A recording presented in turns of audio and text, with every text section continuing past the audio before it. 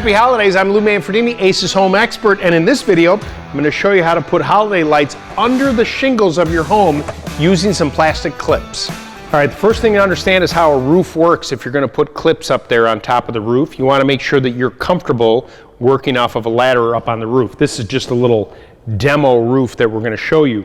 But shingles have a layer of tar, a line underneath here that you don't see.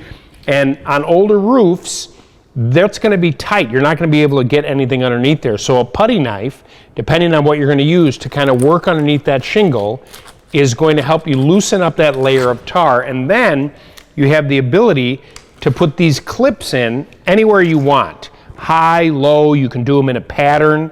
Keep in mind that the distance of where you're going to put these is going to be based on the lights that you're using.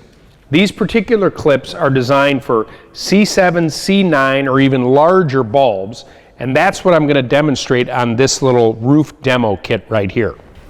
All right, so I've loosened up the shingles already, and I'm just going to go ahead and take the lights and put them into place and see how that's the distance I want. So if I want to kind of come down or across, whatever it might be, I'm kind of limited by the distance, but that way you get that symmetry and you can adjust the clips as you go along and put them exactly where you want so that you get that nice consistent look as you work your way across the roof.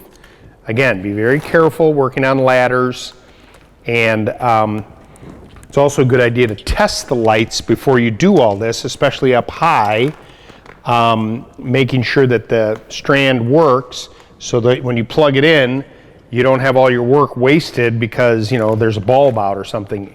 This is really a great idea with LED bulbs because they're very durable.